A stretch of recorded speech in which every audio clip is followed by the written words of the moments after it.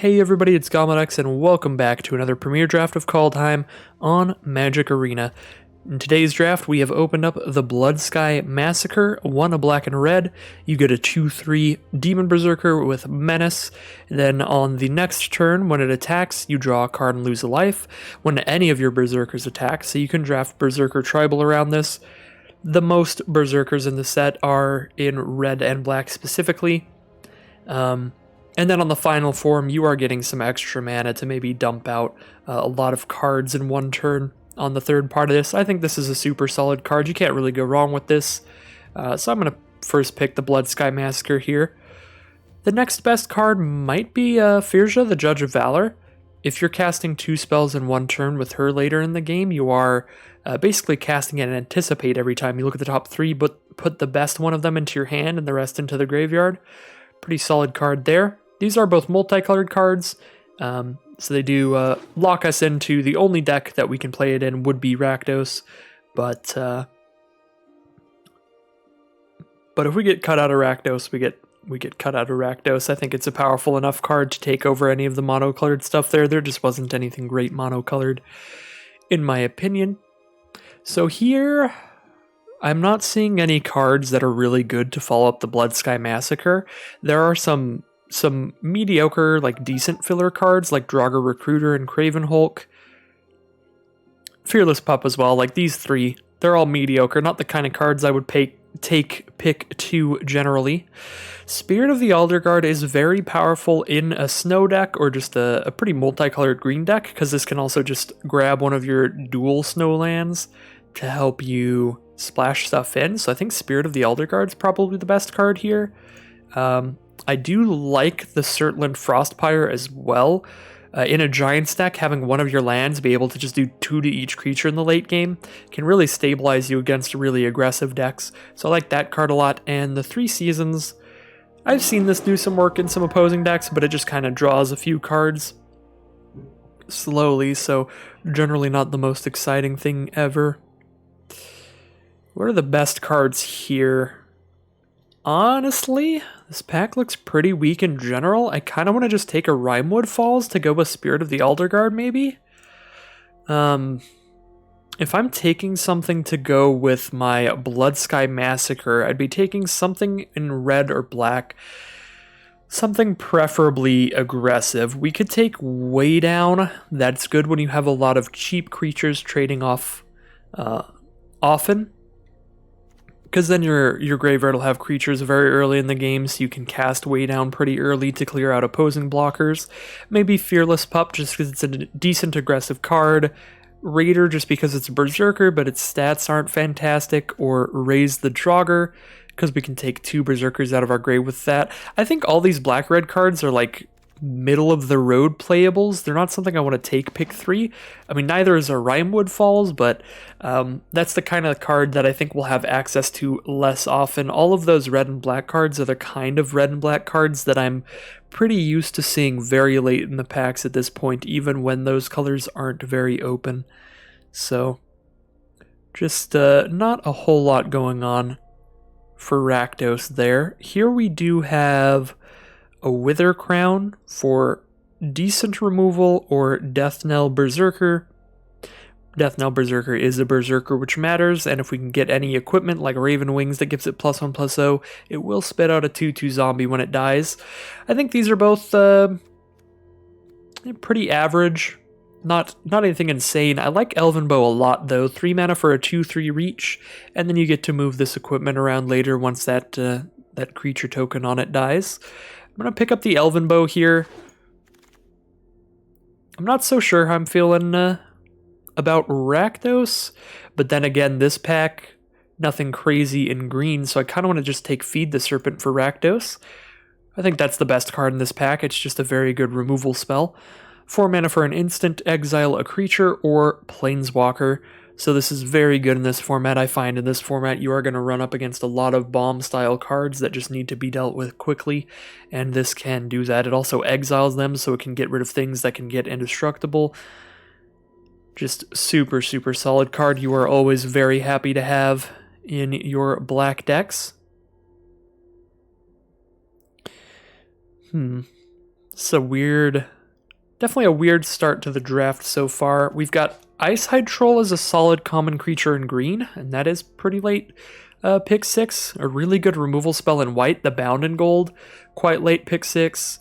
Notvold Slumber Mound for green-red. We can sacrifice this and create a 4/4 Troll Warrior with Trample later, and destroy a land when we do it. That's pretty solid. It's probably one of those 3. I think these are just the 3 best cards in my opinion. Maybe the way down just for saying Rakdos, but I think Bound in Gold is just the most solid thing. Bloodsky Massacre isn't like the craziest, bombiest card in the universe that makes me want to stay Rakdos at all costs. So unless I am seeing that Rakdos is solidly open, I'm not going to be taking Rakdos cards there when they are just, filler type stuff. I think we have to take Shimmerdrift Veil here since I'm very just not committed to anything. But I do think that the strongest non-land card right now would be Bergstrider. 5 mana for a 4/4, tap down one of your opponent's creatures, and it stays tapped if you spent Snowman on it. Just a really solid card. But I'm going to take Shimmerdrift Veil because it's mana fixing in literally any 2-color pair. Well, even if you're 5-color, it's mana fixing whatever colors you are. You just pick what color you need when you play this, and it'll provide that color. So really solid card when we don't know what we're doing, like the position we're in now. Immersturm Raider for Rakdos Berserkers. Spectral Steel for like a deck with a lot of auras and equipment. Other than that, we got the 4/4 Scald that maybe returns a Saga, or the 1/2 Flying Hawk. Niku Defies Destiny is probably like the weakest Saga in the set. It's just a really slow card. Basically, gaining life and like adding mana for only foretell stuff, both of those abilities just aren't very good or very relevant, so you're just playing it to return 1 foretell card to your hand in the very late game. So I just generally don't like that card.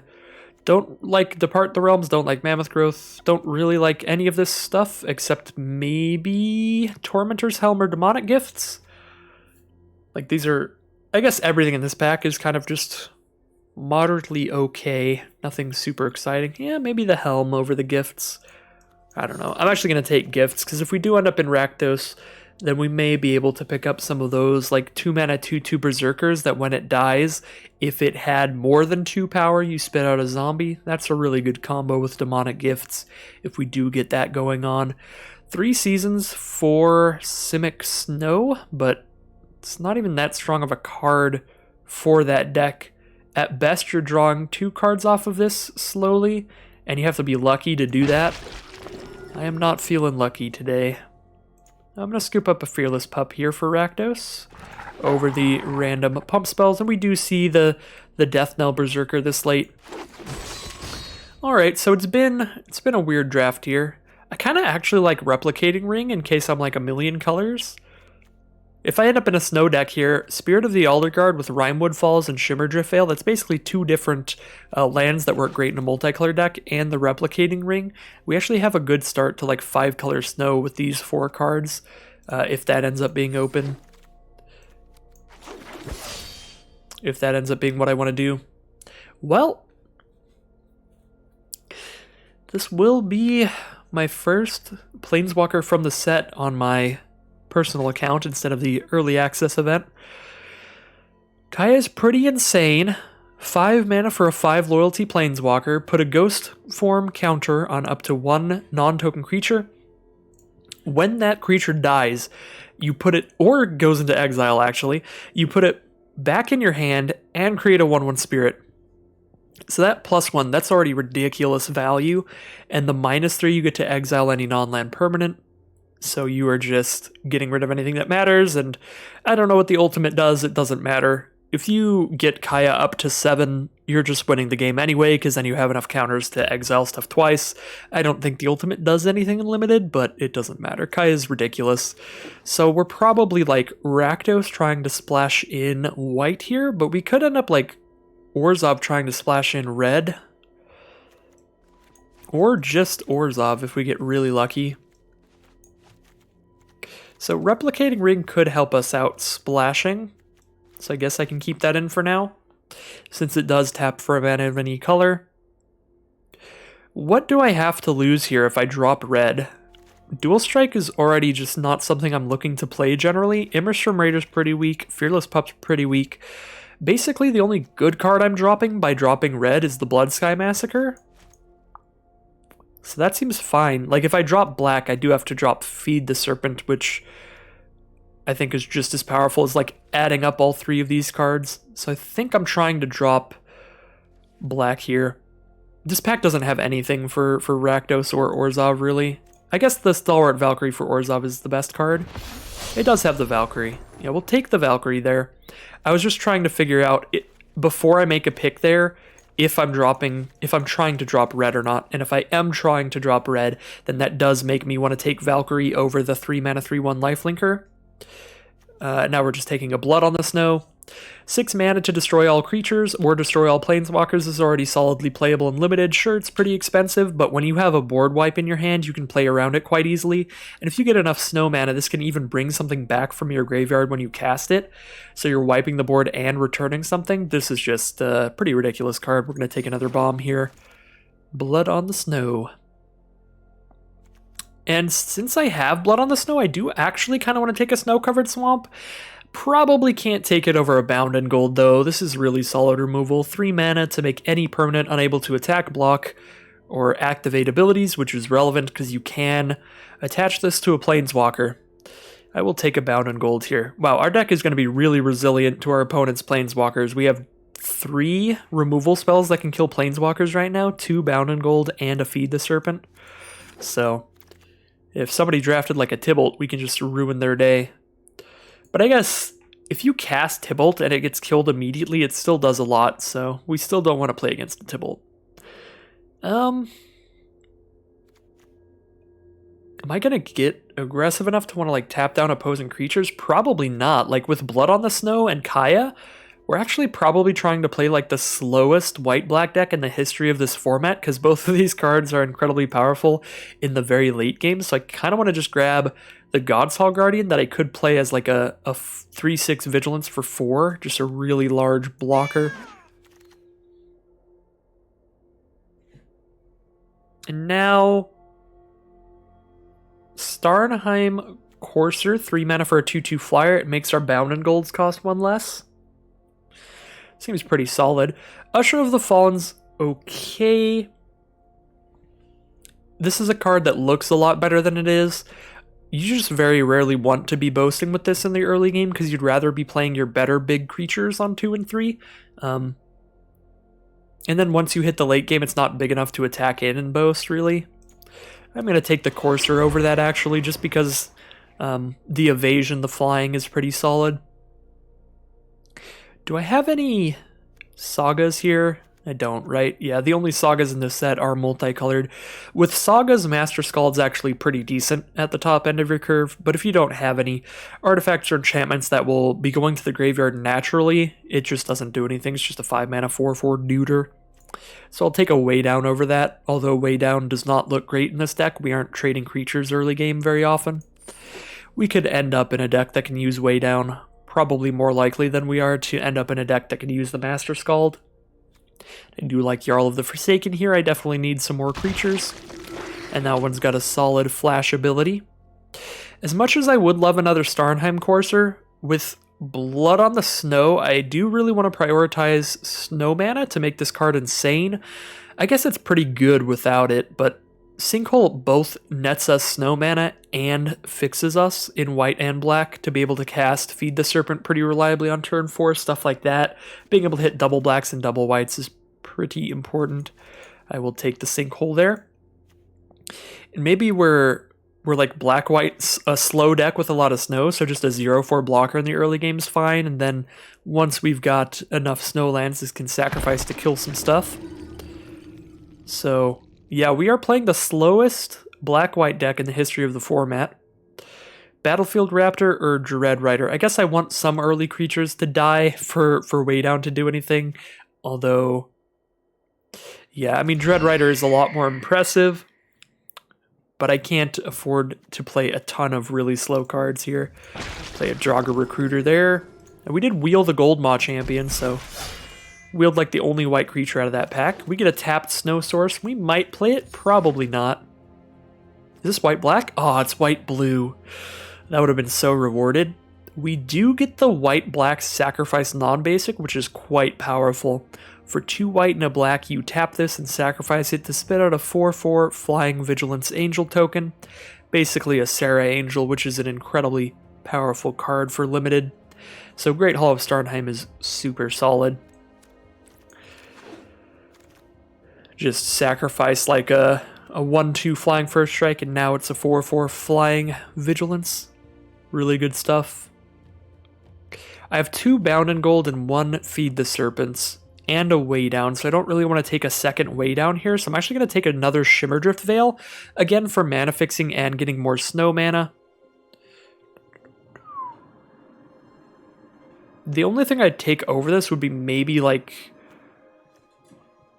Raise the Draugr in some decks, but this deck really does not have a lot of creatures, and it doesn't have a lot of creatures that share types especially. So here we're just trying to wheel like maybe a Dread Rider or the Raise the Draugr. Those would probably be the best cards to throw in this. Another Priest of the Haunted Edge. I do have 3, 4. I've got 4 Snowlands now, so it's still not very exciting, but we wheeled the last one. We probably can wheel that here. Just take another Starnheim Courser instead. That seems solid. I do like the Axgard Braggart, but that is a 4 mana creature, and I've already got 4 creatures I'm planning to cast on turn 4, so that's kind of a lot. I'll take the Snow-Covered Plains here, hoping to wheel the Priest. Again, Raise the Draugr, we don't have a lot of matching creature types. Take the Snow-Covered Swamp here. I guess here I am having to take a Snow-Covered Swamp over a Wither Crown, a Story Seeker, or a Shieldmate. I only have 11 creatures, and I do not have a lot of early creatures. We are trying to wheel a lot of Priests, though, as our early creatures. So if we manage to wheel both of those Priests, the Snow-Covered Swamp is what we want to hit here, but it's definitely a riskier pick than just taking, like, a good other creature. We're going to go with the risky pick. I feel I'm going to wheel those two. We'll see. We'll see. And I do just get another Priest here. So that fills out the 2-drop slot. And now a Rune of Mortality or Raise the Draugr. I'm seeing Raise the Draugr absolutely everywhere, so I'm probably going to wheel some of those. Take a Snow-Covered Plains over Starnheim Courser. Now that I have double Priest and I'm likely to get more, we are really, really soaking up the Snowlands at this point. And then Scorn Effigy is the only creature I can cast in this deck, and it can help me double spell, which is relevant in white and black, but not with anything we have so far. So that's probably not doing anything. We did wheel Raise the Draugr and Dread Rider. I just Raise the Draugr Priest of the Haunted Edge over and over in this deck. That would be really annoying. If I wheeled that one, I'm going to wheel the others. We'll take a Dread Rider. Take a Snow-Covered Island or a Raider's Carve. I'll take the Raider's Carve. I'm not going to play an off-color Snowland. Alright, I was wrong about wheeling the others, but Raise the Draugr still. We don't have a lot of creatures that share types, so it's still not great in this deck, I think. So we're fine to pass up on them here.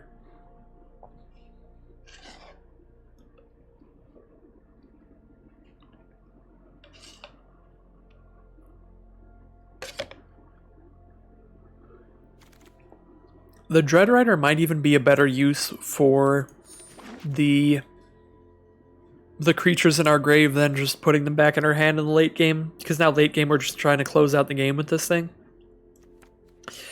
So at least it also lets us use our creatures in the grave for value late. I only have to cut 3 cards because I did draft a ton of lands here. Got 6 Snowlands, that seems awesome. Sometimes I'm going to Blood on the Snow for value. If I get incredibly lucky some game, I might be able to Blood on the Snow and bring back Kaya, but that's so unlikely. I'd have to hit 5 of my 6 Snowlands. Unless I keep replicating Ring in here, because that would be another snow mana. And it's 8 snow mana if this sits on the field forever, which is cool. I don't think I leave replicating Ring in here though. That seems like probably the first cut.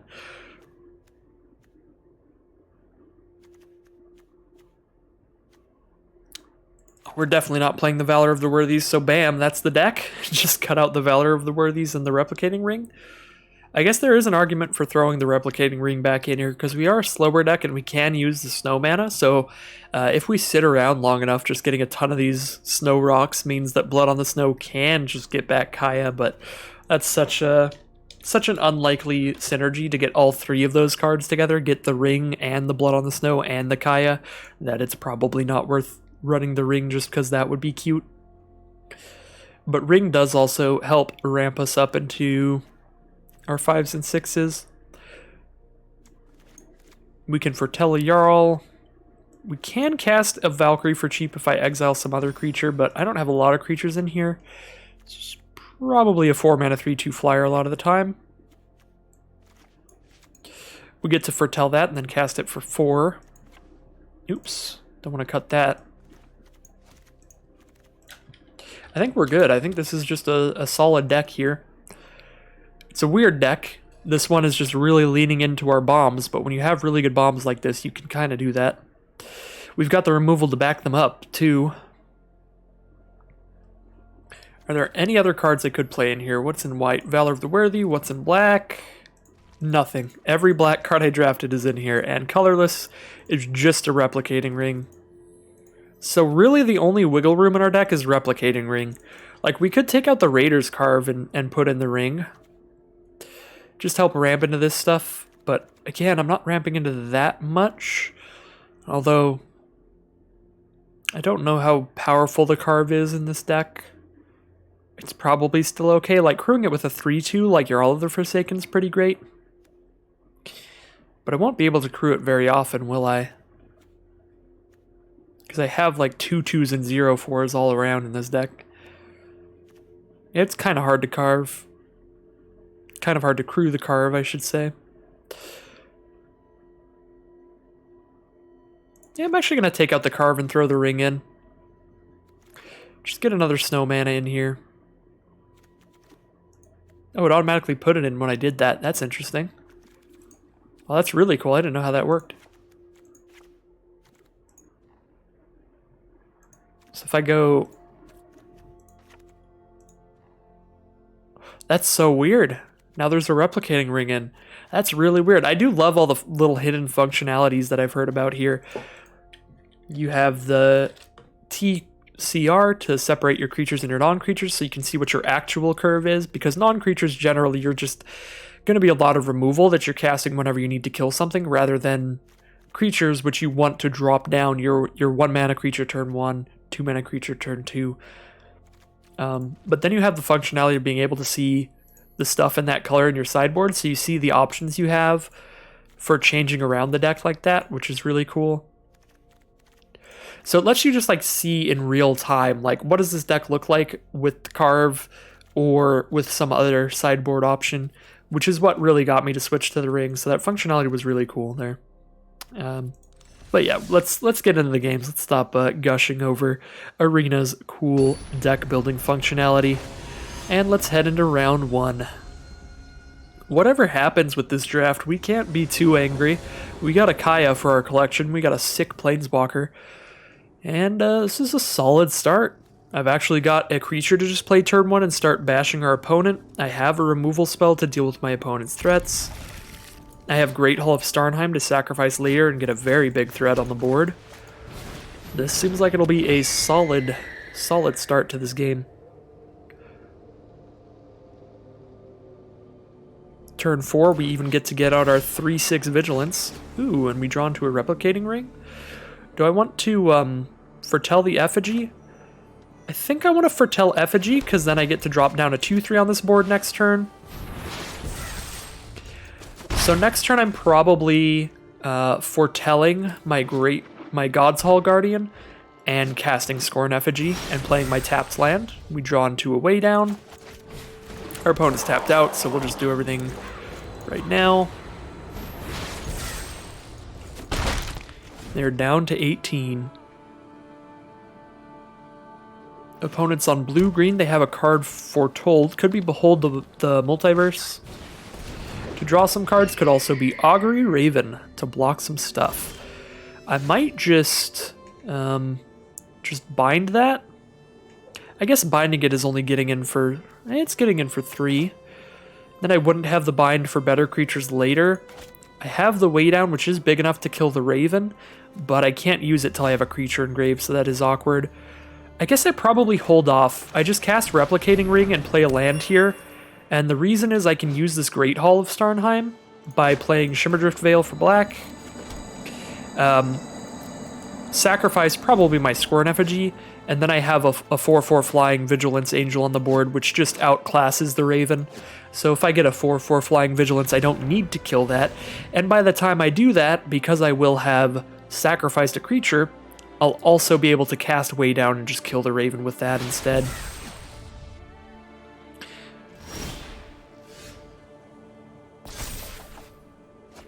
Stalwart Valkyrie is the draw. Yeah, I'm probably sacrificing Scorn Effigy here because I think I'm trying to just get in the sky. Although sacrificing Battlefield Raptor would get in for 1 more damage this turn, I have enough mana to just tap all of this to make the 4/4 flyer, and then tap this to cast Way Down. So I can kill the Raven before I attack. So I get in for 1 more damage by sacrificing Raptor instead. But I also like just having all of my creatures have flying on attacks. So I'm going to sacrifice the Effigy, I think.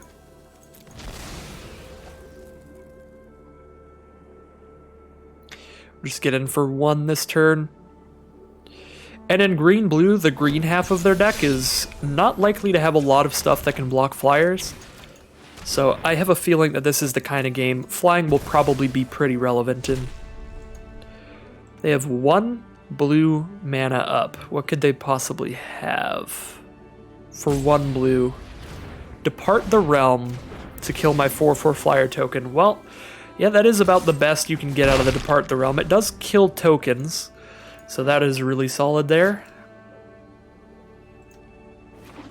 Unfortunate day for my 4/4 Flying Angel token. Fin the Fangbear, so they do just create a creature on the ground that my 2/3 couldn't have attacked into, so I don't feel so bad on that front. So it's a 1/3 Death Touch. Whenever it deals combat damage to us, we get 2 poison counters, and if they have any other Death Touchers, we get 2 poison counters when those damage us as well. But hopefully, they're just not going to be able to kill us with that very quickly. Because it doesn't kill us quickly by itself, so... Just casting the Valkyrie. Disdainful Stroke. Alright. Some pretty classic blue... I can't think of any safe for work terms for what I was going to say. Chicanery. Yeah, that'll do. Some pretty classic blue chicanery going on this game.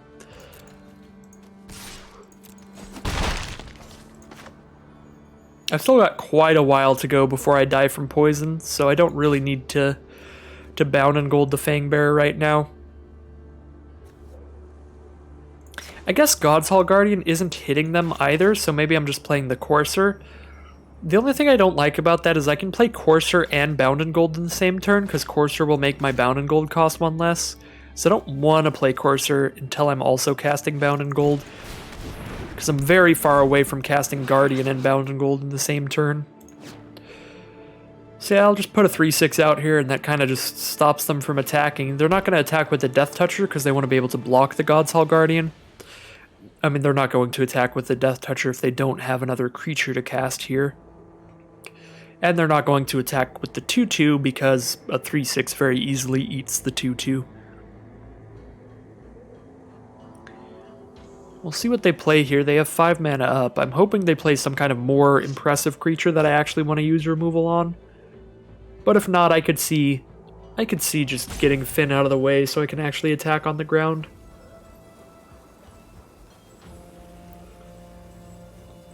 Probably shouldn't when I have a 5-turn clock in the sky. I'll have 3 damage turn coming up. Probably just use Bound and Gold as a safety valve. Ravenous Lindworm. Okay, perfect. That is exactly what we were looking for, just some creature we want to bind. Thanks to Courser's ability, I can afford to cast both of those in one turn. So we are doing that and not the Feed the Serpent. Feed the Serpent, a pretty fantastic draw. Now we get to hold this up for any future threats, and then we have an instant speed removal. This essentially kills anything that Bound in Gold would have killed, though. I don't think it kills, like, any more stuff that Bound in Gold wouldn't have. Because, like, the only stuff that Feed the Serpent kills that wouldn't normally die is, like, stuff that could have Indestructible or Planeswalkers, and Bound in Gold deals with those as well. Because it doesn't matter if you're indestructible if you can't attack or block, or use your abilities, and it doesn't matter if you're Planeswalker, you can still put this onto a Planeswalker and that can't use its abilities. So both of these cards actually just hit all the same kind of stuff, so I guess it only matters that the Feed the Serpent is instant speed. So a Blizzard Brawl there to fight my ground blocker with Finn, and force a block here with the King Herald's Revenge. Really good double combo there. 2-card combo. Forced me to lose my flyer in a bad chump block. So that was unfortunate. I basically have nothing now, but my opponent doesn't have a lot either. Still have Feed the Serpent. Battlefield Raptor doesn't block anything well, so we're attacking in for 1 a turn. They're attacking for 3 a turn. I'm dead to 3 turns of poison, and I'm dead to like 5 turns of attacks. Avalanche Caller. Well, I'm glad I held on to Feed the Serpent and didn't just shoot Finn. Unfortunately, they do get to hit me with one of their lands here. Because I can't kill this before the ability happens, if I try to kill it, they just respond with the ability. And if I respond to the ability, the land is still hitting me here, so that is actually very painful. Avalanche Caller is a really absurd card. I'm actually surprised this thing's not a rare. It's like that power level in this format's limited. Down to 6. Dead to 2 more hits from Finn.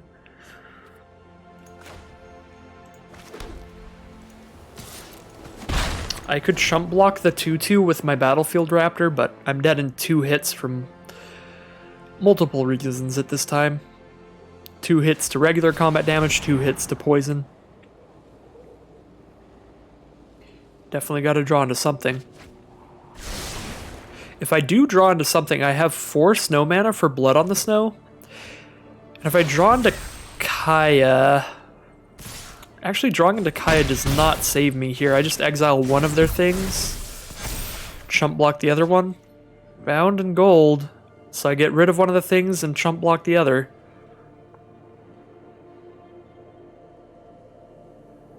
I guess I get rid of Finn.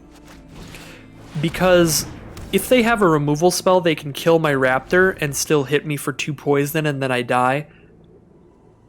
Now if they have a removal spell, they just kill the Raptor, hit me for 2 damage, and I go to 1 life. I have 1 final draw step even past removal. Unless it's removal, it also puts a +1/+1 counter on your creature.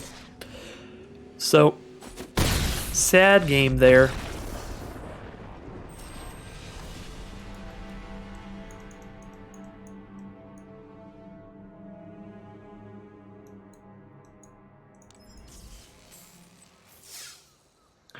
Head into the next round, see what we can get going here.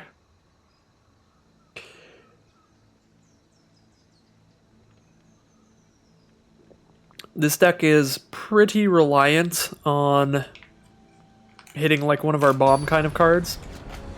So that game was basically just us not having a lot of solid action without the bombs, and then our opponent hitting quite a bit of it. Alright, this is a pretty nice start. Again. I've got both of our colors, and we are curving out a bit. I guess we don't have a 3-drop, but I can foretell Jarl on turn 3. And Jarl is quite good with first strikers like Battlefield Raptor. And there's the 4th land, so we know we're curving out.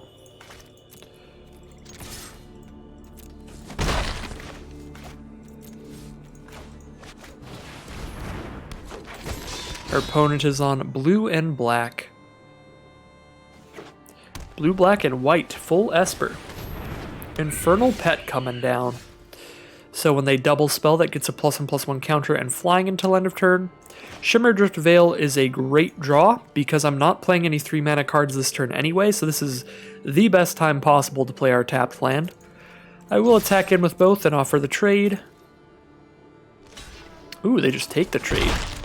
Looks like they are not double spelling anytime soon. And I guess it doesn't really matter. I already have double white and double black. I'll just pick up a black mana, because I could be casting 2 black spells in one turn pretty soon, casting Jarl and Recruiter, and I have a black boast ability, so I guess we just have more black cards in hand right now, so we'll get more black mana. Send in for 1. Got Berserker engraved, so I think I'm going to drop Recruiter here. If they don't put anything on this board, then Recruiter gets to boast to pick up my Berserker. And if they play anything with 3 or less toughness, we're still going to send in that attack, offer the trade, and get a creature back. Of course, the 4/5 Hexproof is a pretty fantastic blocker here. Kaya is a good draw, but with Hexproof, she's not great. I like holding up Jarl, so that if they attack in, I can block with First Strike and kill it. But I have the mana to hold up Jarl if I cast this and exile Berserker from grave, but then I'm losing the value, because then I don't have a creature in grave to pick up with Recruiter. That being said, it is just a 2/2. I am still going to just cast this, I think. Goodbye to the 2/2.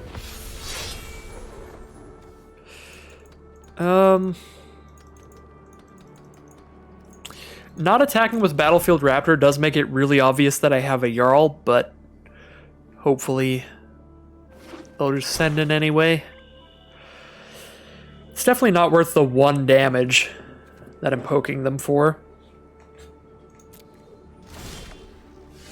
Ooh, Blood on the Snow as well. We just draw both of our bombs.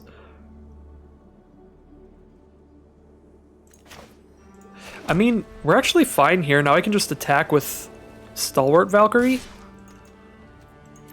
I do need the 6th mana for Blood on the Snow, so that's why I played the land there, but it might have been better to hold it and just play it on the turn that I'm casting Blood on the Snow, because now I am very prone to discard 2 spell. Feed the Serpent on the Valkyrie. Okay. I think I just pass. I guess I could play Kaya and just be using her plus to play around the discard spell. Her plus is really solid too, so like we'd be fine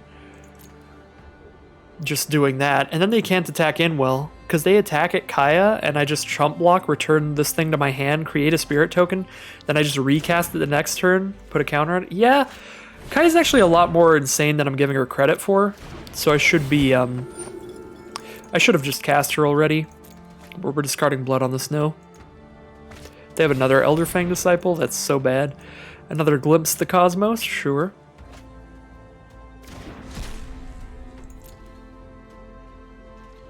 Alright, going to my turn.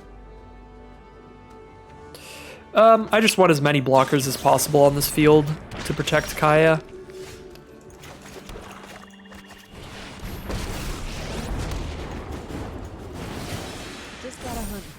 Just throw a counter on the Jarl here. Yeah, I should have just cast Kaya a long time ago. She is just ridiculous. They need another Feed the Serpent so they can exile my Planeswalker here. If they don't have another way to kill a Planeswalker right now, they're going to feel really bad about having spent Feed the Serpent on my flyer, when that could exile our Planeswalker. It looks like they might have just another one. They do. Fair enough. So I get to block with Jarl, put it back into my hand. So they still don't have good attacks, at least. The Elderfang Disciple was real good from our opponent here. We just had 2 bombs in hand. But I did... I was in a position where I should have kept that 6th land. I noticed it like right after I did it, and it was a real feel bad there. Jarl with a ghost form counter art is just so ridiculous. Because I get to chump block with it, put it back in my hand, and then recast it with flash to kill whatever it blocked. So yeah, we get to just attack in with flying now. Like, sure. Berg Strider. Tap something down. Tap down the Jarl for sure. Okay. Well, if your giant's tapped down, I get to send in my Draugr Recruiter. Well, if I drop bound on gold. I guess I don't have a creature in grave, though, for the Recruiter anyway. Probably do just bind the Berg Strider. Although I do like having this for something like a Planeswalker. I assume their biggest creatures are just going to be 4/4s and 4/5s. This is also just a 4/4. It just has the equipment that gives it +0/+1 and hexproof on it right now. So I'm killing something just as good by binding the Strider, and I'm not going to be chump blocking with Recruiter here, so may as well get that extra damage in.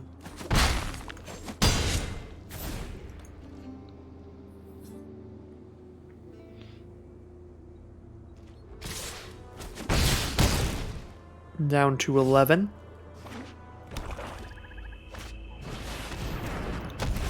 Opponent has Cyclone Summoner, returns everything except Giants to their owner's hands, which basically means I just lose because they're playing Giants Tribal. Somehow Esper Giants over here. Oh god. I kind of have to play Jarl to just trump block, right? Because I'm at 11. If they hit me with a 7/7 and a 4/4, I die. I guess I get to bind in gold one, play the Battlefield Raptor to block another, and Jarl on whatever I blocked with Battlefield Raptor. This is not great. I don't have anything in my grave for way down, so we can just hold up Jarl and that's it here. I hate the way that revealed cards works on Arena because it is not how it would work in a tournament setting, in a paper game of Magic. Where if you returned all my stuff to my hand, you could write down everything that I put back in my hand, but you would have to keep track of everything that's in my hand, right? So when I foretell a card, you shouldn't be able to know that I just foretold Jarl, because I could have drawn another foretell card there and then foretold that, you know? But since you just play with your whole hand revealed on Arena, it just straight up tells you. Way down doesn't kill any of their giants, but it would kill Disciple. I probably need to just hold on to the other chump blocker.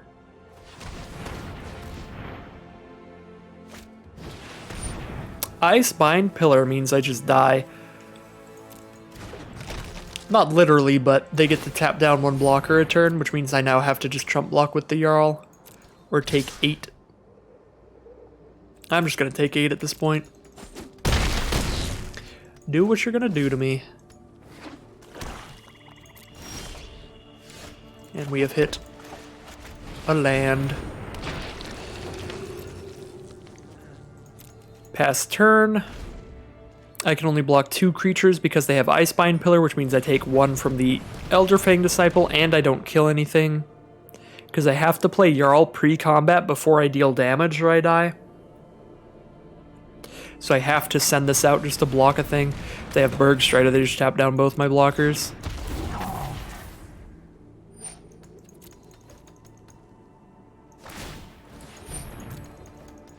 Yeah, this is a brutal one. Well, that is 0-2 to start off. Not very awesome, especially dropping down a rank there, Platinum 3 to Platinum 4. This format feels incredibly swingy. I've had really good days with this format and really bad days with this format, and the bad days feel terrible. Because, like, I have Kaya and Blood on the Snow in this deck, and I'm 0-2. Feels kind of crazy.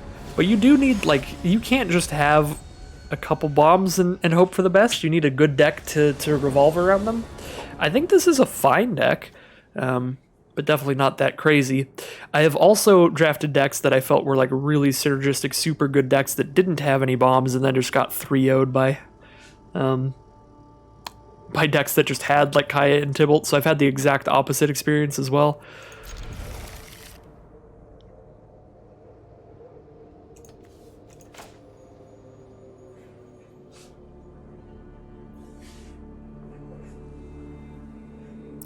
This is a definite keep. Our mana's really good, and we get to play Berserker turn 2, Effigy turn 3. I guess we do need another untapped land to cast Effigy turn 3, because we're not foretelling it, obviously. We're playing a Berserker. Play my snow lands first. Be all fancy.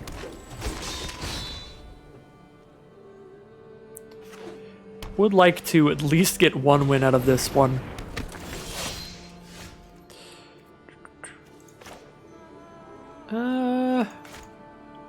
I could just ramp into Kaya with Replicating Ring and just be really rude in that way.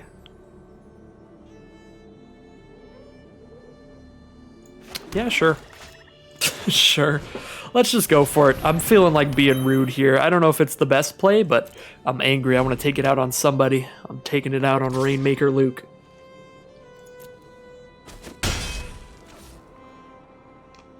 I do need to hit an untapped land to cast Kaya next turn, though, but I'm all in here.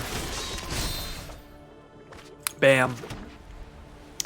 So I can exile their Shieldmate, or I could put a Ghost Form counter on my Berserker and just trade with Cavalry when they attack Kaya, and then Kaya just goes to 6, takes 2, so she'd be at 4. She would die to like a Demon Bolt or something. So I actually should probably still just hold off on her and play a 2-3, because a 2-3 blocks other stuff well, and it might draw removal.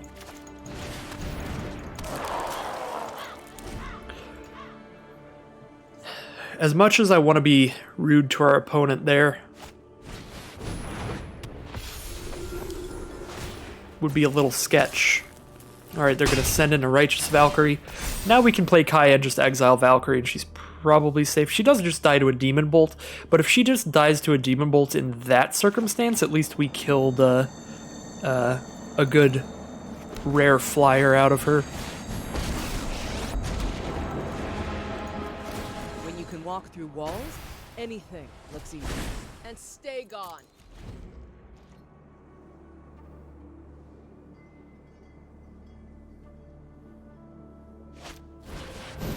Bound in gold on Scorn Effigy to send both at Kaya. So they could have just binded Kaya, but I guess they want to be able to like get through later. Seems solid. Alright. Well, things are starting to look pretty sketchy over here. Do have a lot of lands going on. Our opponent does not have a lot of lands, but I would basically literally always rather be mana screwed than mana flooded.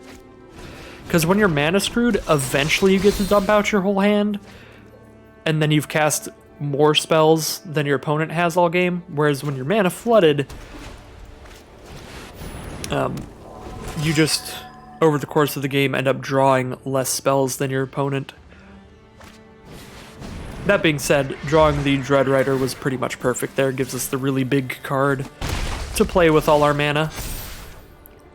We are just getting slapped with a flyer now. We're going to have to bind that. Hold our 3/7 here. Could exile my Berserker to shoot them for 3. That is bad with our Draugr Recruiters, but I doubt our Draugr Recruiters get to attack in if we draw them.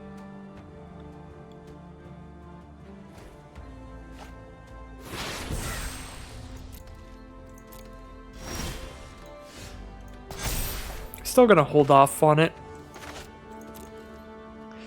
Pass turn here. We're very close to Replicating Ring just being a million mana. We'll get 8 copies of this. So I just really don't need to play extra lands at this point. Shepherd of the Cosmos, a nice 3/3 flyer that brings another creature back from their grave, so they get to start hitting me for 3 with flying again every turn.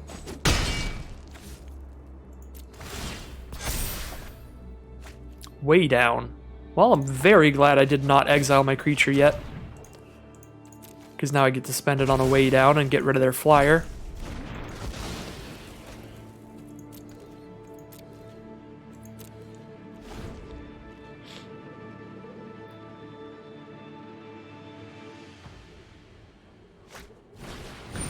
Cole the Forge Master.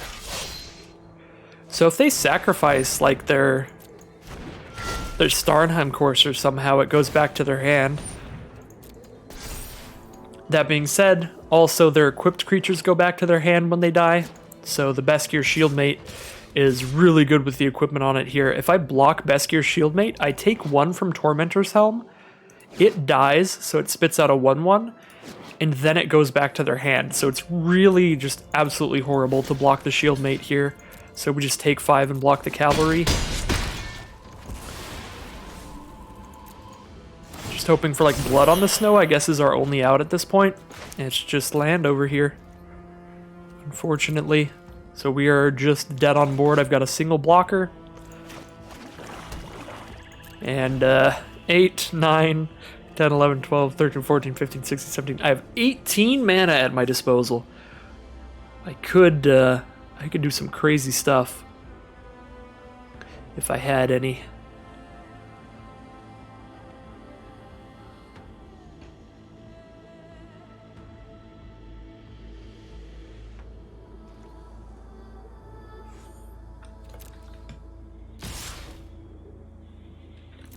Well, that is going to end today's draft.